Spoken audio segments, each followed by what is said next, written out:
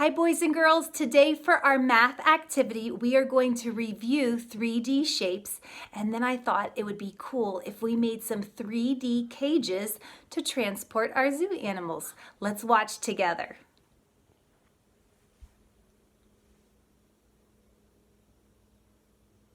I'm a 3D shape expert. Do you remember your 3D shapes? Here are the 3D shapes that I know. A sphere, a cylinder, a cube, and a cone. A baseball, the moon, and an orange I have right here are all examples of a 3D shape that people call a sphere. A basketball, the earth, and marbles I have here are all examples of a 3D shape that people call a sphere.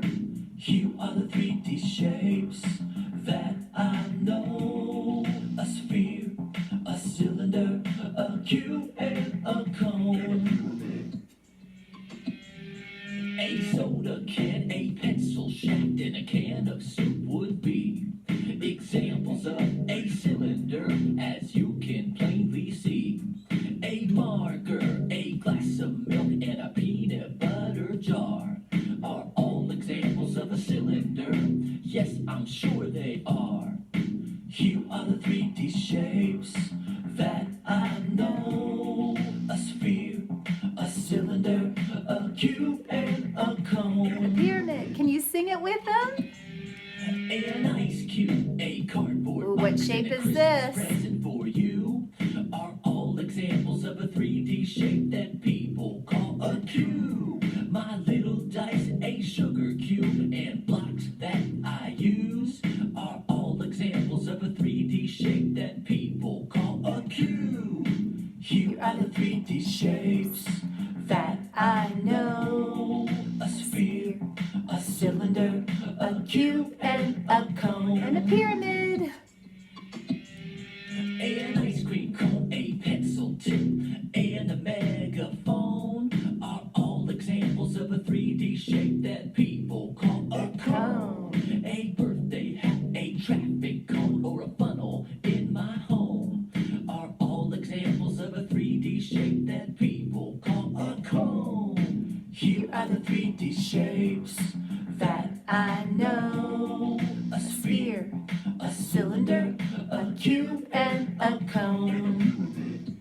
Well, one more. A paperweight, Egyptian pyramids, and some tents would be examples of a pyramid, as you can plainly see. Here are the 3D shapes that I know. A sphere, a cylinder, a cube, and a cone. Awesome, you guys did great. Well, there was one 3D shape we learned that they left out. Do you remember what it is? I actually have one here. What's the name of this 3D shape? A rectangular prism. Yeah, good job. Well, we did something very similar to this next activity probably a couple weeks ago. I had you make some 3D shapes. First we did 2D shapes, and then we did 3D shapes using toothpicks and jelly beans. It was right around Easter time. And I told you that if you didn't have jelly beans and toothpicks, you could always use Play-Doh. And some of you did use Play-Doh. Well, today I have some more Play-Doh. And then what I did is I cut up some straws that I had, or you could use toothpicks again. The straws are just a little sturdier and they are bigger.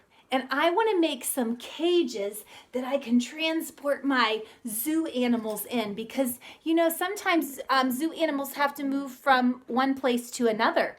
So we want to make some 3D cages, okay? So I already got to work and I want to show you this 3D cage. Do you know what 3D shape, what solid shape I made? If you said a cube, kiss your brain, way to go. Now, I want to make a roof, and I'm thinking of another 3D shape I could make that could go on top. What 3D shape could I put on top? And then it would kind of look like a little house, a little cage for one of my zoo animals. Are you thinking of a pyramid? Could I make a pyramid and stick that on top? Well, I'm gonna work on that. What I'm going to need are my straws and some Play-Doh. And let's see, I'm going to try to build this so that you can see. I might need to ask my daughter, Gwenna, would you come and hold this just like this so that the kiddos can see me building? I'm going to add some straws in here. Do you remember how a pyramid has a vertice at the top? So I'm going to put all these in, and then I'm going to take a piece of Play-Doh. I want you today to try to build those 3D shapes again, but then maybe connect some of them so that you can make even bigger cages. Thank you, Gwenna. And then you maybe can take some of your little zoo animals and they can go inside. This would be a perfect little cage for my hippo to travel in. In fact, it reminds me of the movie Madagascar when some of the animals had to travel in crates. Do you remember that? That was a cute movie. Well, if you work on your 3D shapes, I'm thinking of another 3D shape. Maybe if I make a rectangular prism, that would be a really long cage that maybe my crocodile can fit in because he's really long. So I want you to try to make some 3D shapes again. And while you're making them, try to say their names. Maybe tell mom and dad how many sides or faces they have, how many edges and vertices. Can't wait to see your cages. Bye, kiddos.